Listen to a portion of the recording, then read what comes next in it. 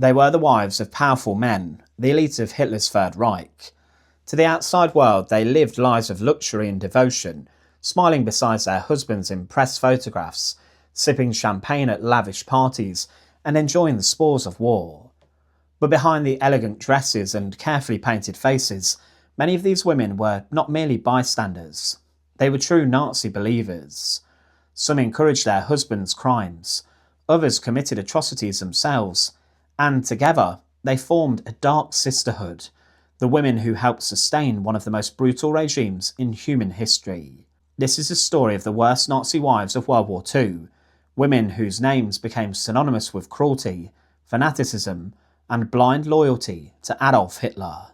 When Magda Goebbels smiled beside her husband Joseph, Germany's Minister of Propaganda, she seemed the very image of the perfect Nazi woman, blonde, elegant, and utterly devoted to Hitler's vision. To the Nazi elite, she was admired as the First Lady of the Reich, a model of loyalty and motherhood. But her adoration of Hitler would lead her to one of the most chilling acts of the entire war.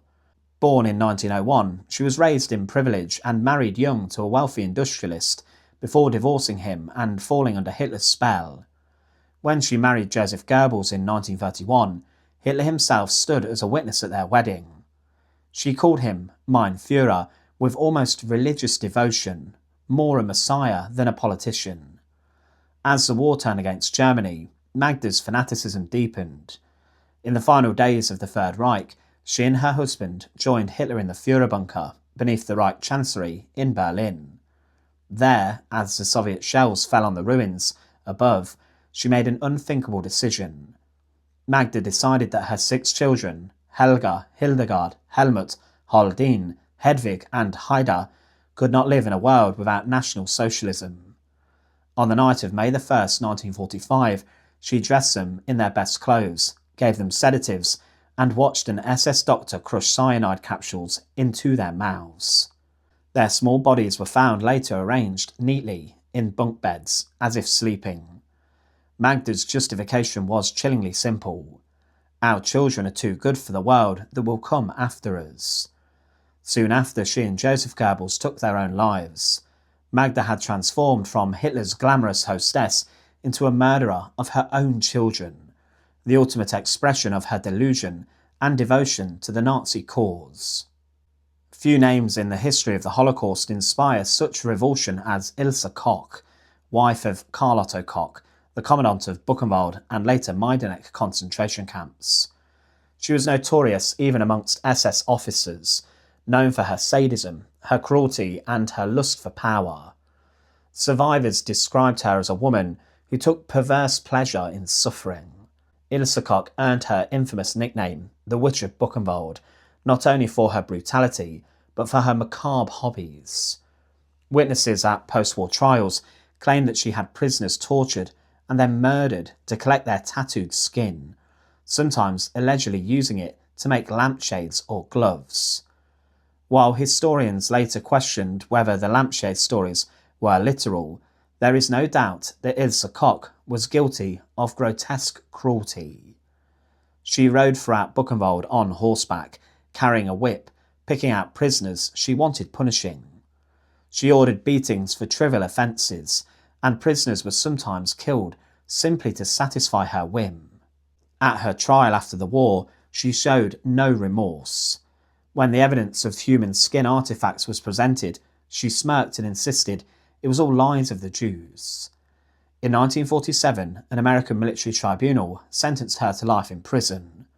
Her sentence was briefly reduced to 4 years, sparking outrage worldwide, and she was later rearrested by German authorities. In 1967, Ilse Koch hanged herself in her cell at Eichach prison. Even in death, she left behind a legacy of horror, a symbol of the Nazi regime's descent into depravity. Reinhard Heydrich was known as the Butcher of Prague, one of the architects of the Holocaust, a man so cold and calculating that even Adolf Hitler called him the man with the iron heart. His wife, Lina Heydrich, was no less fanatical. Born Lina von Osten in 1911, she came from a patriotic conservative family. When she met Heydrich, he was a disgraced naval officer, recently dismissed for improper conduct. It was Lina who pushed him towards the Nazi Party, encouraging him to join the SS. Without her, Reinhard Heydrich might never have risen to power at all. Lina adored Hitler though. She saw the Nazi movement as a spiritual awakening for Germany, and she was proud to be at the centre of it. When her husband was assassinated in Prague in 1942 by Czech resistance fighters, Lina was devastated, but also furious. She described his death as a martyrdom for the Reich. After the war, she never expressed remorse for his crimes. Instead, she spent decades defending his reputation. In interviews, she insisted that Heydrich had been a very good husband and father, and that history had been unfair to him. She received a pension from the West German government for years and lived quietly on the island of Fehmarn until her death in 1985, still insisting that the world had misunderstood her husband. Lina Heydrich's enduring loyalty to one of the chief architects of genocide makes her one of the most chilling figures amongst the Nazi wives, a woman who carried the ideology of hate even into her final days. If Magda Goebbels was the First Lady of the Reich, Emmy Göring was the Queen of Luxury. A former stage actress, she became the second wife of Hermann Göring, Hitler's Luftwaffe commander and one of the most powerful men in Nazi Germany. Their wedding in 1935 was an event of royal grandeur. Hitler himself served as the best man. Emmy loved her new life though. She had servants, jewels and fine clothes. The Göring home, Karinhal, was filled with looted art stolen from across occupied Europe.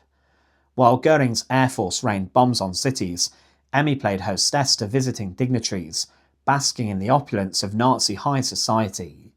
She was, though, deeply anti-Semitic, sharing her husband's obsession with racial purity. As head of the Nazi Women's League for the Luftwaffe, she promoted Nazi ideals of motherhood and loyalty to Hitler. She adored Hitler personally, once calling him the greatest man who ever lived. After the war, Emmy claimed ignorance of the Holocaust and the regime's atrocities, but witnesses described her as arrogant and vicious towards anyone she considered inferior. At her denazification trial, she was classified as a major offender and banned from performing or public life for several years. While she did avoid prison technically, she lived out her days in poverty, a far cry from the marble halls of Karinhal. Emmy Göring may not have murdered anyone directly, but her complicity, privilege, and unrepentant snobbery made her the embodiment of Nazi decadence. Behind the shadows of Hitler's inner circle stood Martin Bormann, his private secretary, and one of the most powerful men in the Third Reich. His wife Gerda Bormann was even more fanatical than he was. Gerda was born into a conservative Catholic family, but her marriage to Martin Bormann transformed her into a devoted Nazi ideologue. She despised Jewish people and believed completely in Hitler's racial doctrines. While Martin Bormann enforced Nazi policy behind the scenes, Gerda worked to ensure that the ideals of racial purity were realised in the home. She bore 10 children and encouraged other German women to follow suit, calling motherhood a duty to the Führer. Gerda Bormann wrote letters that still survive today, and they are chilling. She celebrated the invasion of Poland and mocked the suffering of Jews. In one letter she wrote that Jews should be eradicated root and branch. Her husband's power gave her privilege, and she used it ruthlessly. She enjoyed confiscated homes and property from deported Jews, and lived a life of abundance, while millions starved. When the war ended, Gerda tried to flee and fell ill, but died in 1946, still insisting that Hitler had been right. Her children were scattered all across post-war Germany, some adopted by others, and for years they lived in the shadows of her fanaticism. Not all the Nazi wives lived to see the war's end though. Some became victims of the very ideology that they worshipped. Inge Ley, the blonde wife of Robert Ley, head of the Labour Front, was one of them. Inge was a glamorous young woman, blonde, beautiful and adored by the Nazi elite. Even Hitler himself had a soft spot for her. But her husband, a violent alcoholic, was known for public rages and drunken humiliations. Trapped in a marriage built on propaganda, Inge's life was one of outward luxury and private despair. She was expected to embody Nazi womanhood, loyal, silent, submissive, but behind the facade, she fell into depression. In 1942, at just 34 years old, Inge Ley took her own life with her husband's pistol. Though she was not directly involved in war crimes, her story is a reminder that the Nazi world was not just monstrous to its victims, it was toxic to those within it. The ideology destroyed even its own believers.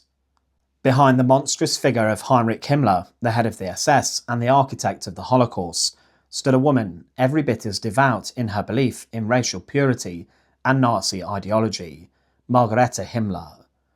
Born Margarete Boden in 1893, she trained as a nurse and was fiercely patriotic long before the Nazis came to power. She met Heinrich Himmler in 1927 through mutual party contacts, and they married the following year, long before he rose to the peak of his power. She was older than he was, serious and disciplined, and deeply committed to the ideals of German nationalism and racial hygiene. Margarete was not merely a housewife watching history unfold from the sidelines. She was a loyal Nazi activist in her own right. In the early years of the regime, she managed welfare programs for SS families, ensuring that officers' wives embodied the racially pure standards of the SS elite. As a trained nurse, she volunteered with the German Red Cross, where she was responsible for overseeing hospitals and convalescent homes that often benefited from forced labour. Her letters to Heinrich, which survive today, revealed a cold, fanatical worldview. She praised Hitler repeatedly and wrote approvingly about the deportations of Jews, referring to them as necessary measures for Germany's future. In one letter from 1940, she complained that Jews were still being treated too well. Though Heinrich Himmler became estranged from her after beginning an affair with his secretary, Hedwig Potast, Margarete remained loyal to both him and the ideology they shared. She continued to sign her letters with Heil Hitler until the very end of the war. After 1945, Margarete was arrested by Allied forces. During her interrogation, she claimed ignorance of her husband's crimes, insisting she had been nothing more than a nurse and mother. But her correspondence, uncovered years later, exposed a woman deeply complicit in the moral and ideological structure of the Third Reich. She was released in 1948 and lived quietly under the radar until her death in 1967, never expressing any remorse. Margarete Himmler's story is disturbing, not for open sadism like Ilse Koch's, but for something quieter, the bureaucratic domestic face of evil. She believed that serving her country by enforcing purity and order, yet her loyalty and indifference helped sustain the machinery of genocide from behind the curtain of respectability. What united many of the Nazi wives was not only fanaticism, but silence. In 1945, as the war ended, Allied investigators questioned dozens of them. Very few expressed guilt. Most claimed ignorance. They didn't know about the camps, the murders, the deportations. But their homes were filled with stolen property. Their furs and jewels once belonged to Jewish women sent to Auschwitz. Their meals came from slave labourers. Their husbands' power was built on death, and they had to know. One historian in her groundbreaking work, Hitler's Furies, estimates that nearly 500,000 German women directly participated in or benefited from the Nazi occupation of Eastern Europe. Some served as camp guards, secretaries or nurses in killing fields. Others simply turned a blind eye while living lives of obscene privilege. The Nazi regime could not have functioned without women, not just as mothers and wives, but as enablers and collaborators. When the Third Reich finally collapsed in 1945, the Nazi wives faced a world that no longer worshipped them. Magda Goebbels was dead by her own hand, Ilse Koch was behind bars, Emmy Göring was stripped of her wealth, Lina Heydrich remained defiant, living on her husband's war pension, Gerda Bormann was buried in an unmarked grave. They'd lived for Hitler, and without him, well, they were nothing. In the ruins of Germany, Allied soldiers found their photographs, their furs, their perfumes, their love letters to the Führer. They were relics of a poisonous dream, the fantasy of racial superiority, feminine devotion and blind obedience that had led millions to destruction. Historians have long debated how responsible the Nazi wives truly were. Some argue that they were brainwashed by propaganda, trapped in patriarchal systems. Others point out that they were highly educated, privileged and aware, making their complicity all the more chilling. Magda Goebbels didn't just follow orders, she murdered her own children out of ideology. Ilse Koch didn't just obey, she invented new ways to torture. And Gerda Bormann didn't just submit, she preached extermination. These women were not merely shadows of their husbands, they were active believers in the Nazi vision, and they used their positions to spread it. Their stories challenged the comforting idea that women were only victims of the war. Some were perpetrators, cruel, zealous and eager to serve Hitler's cause. In post-war Germany, many of the surviving Nazi wives did try though to reinvent themselves. Some claimed to have been apolitical, mere housewives caught up in history, linked by their surname. Society, eager to move on, often let them. Lina Heydrich, for example, ran a guest house in the 1950s that quietly may have hosted SS men. Emmy Göring gave interviews reminiscing about the good old days at Karinhal. Some, like Ilse Koch's son, tried to publicly atone, but others lived in denial until the very end. The silence of these women helped shape post-war Germany's uneasy relationship with the past.